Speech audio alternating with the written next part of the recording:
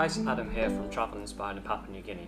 Today we're going to be looking at what I take on a hike in the tropics here in PNG.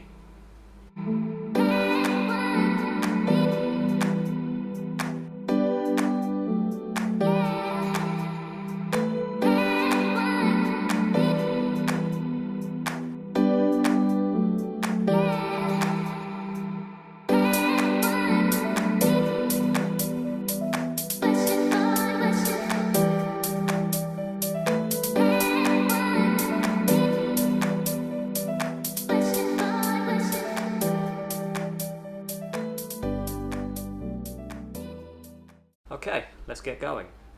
Probably one of the most important things is footwear. I've been opting for these minimalistics. These ones are New Balance, but there's obviously lots of different brands out there. They've got the Vibram sole on them, which just provides a little bit more grip. Not as good as, obviously, hiking boots. A lot of the walks I do here are through rivers and streams and so on, so I want my feet to dry quickly. And yeah, these work really well. Yeah, definitely recommend if you're looking for an alternative to your kind of bigger, heavier hiking boots, then give these a try and see how they go for you, I guess. The next is the shorts. Always wear shorts when I'm hiking. Just find it way more comfy. These ones, yeah, just favorite pair of shorts, Kathmandu ones. I particularly like them because they've got a zip-up pocket, which I find is super useful for when I'm hiking. Often I've got the GoPro camera, and I can just put it in my pocket, zip them up, and I know it's safe in there. It's not going to fall out. That's what I choose to wear during the day, and then at night I'll just hang them up and let them dry out overnight, and then wear them the following morning. So I wear the same clothes every day when I'm hiking, and then the same clothes at night. So I've got my dry clothes at night, and then my kind of hiking damp clothes. So that's the shorts I go for. I've got this Icebreaker Merino Cool Light t-shirt. I've actually done a review on this t-shirt, which is on the channel, so I'll put a link into that. But yeah, the merino is fantastic. It keeps you nice and cool, and it's really comfy, but the key thing for me is how quickly it dried. It's really impressive. So yeah, highly recommend the merino.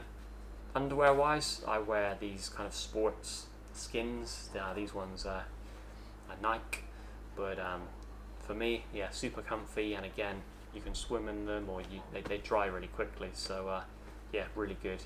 And then also when I'm hiking, I always wear a pair of long socks. They offer a good layer of protection from mosquitoes and from ants that often get on your feet whilst hiking here in Papua New Guinea. It can give you a nasty sting or a bite, but also you get a lot of ferns and that you're walking through.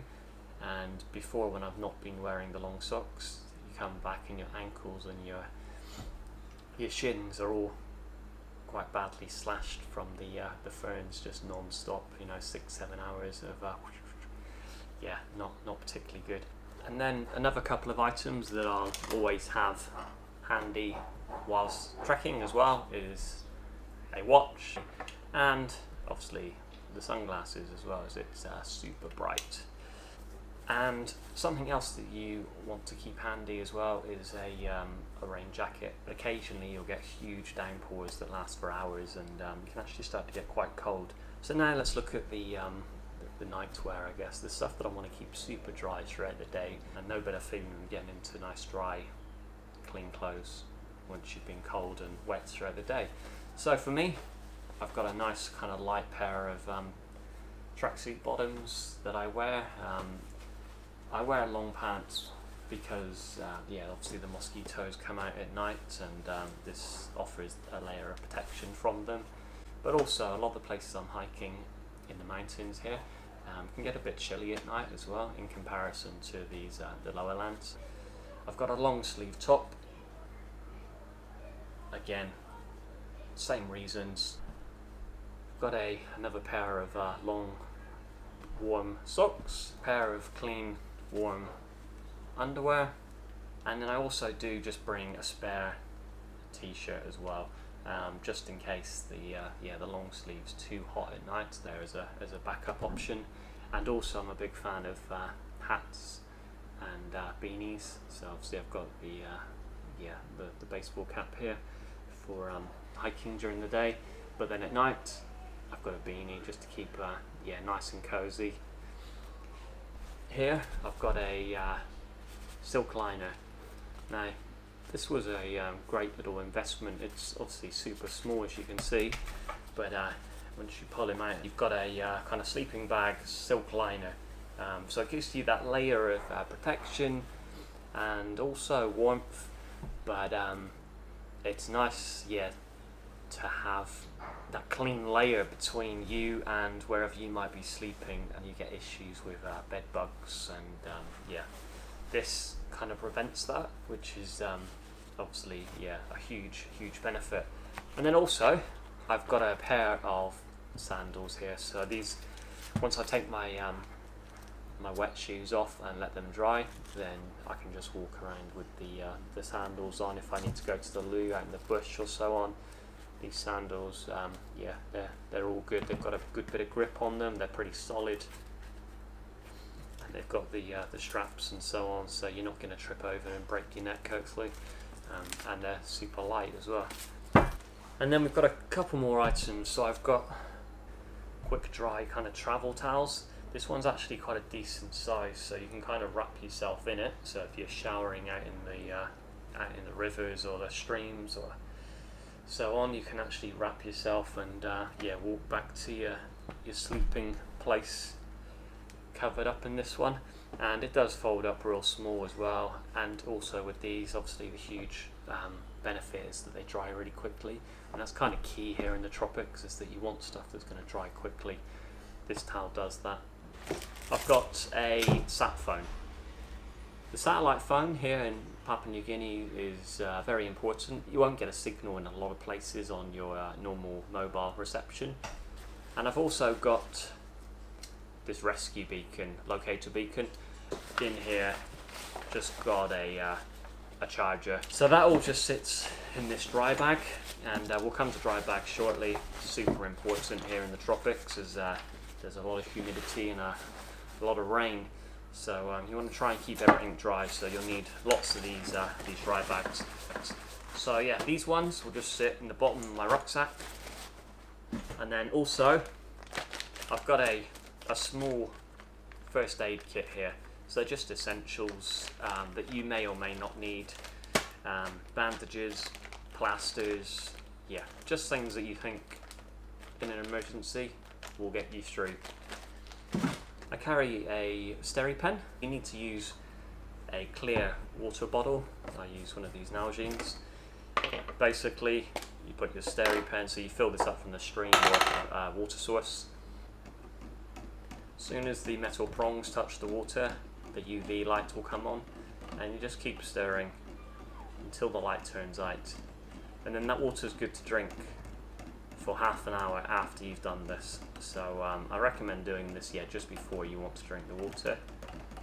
I will usually take 2 of these bottles, so you've got 2 litres of drinking water, but it really depends on the hike itself and how much water is available along the way, if you can find that information out.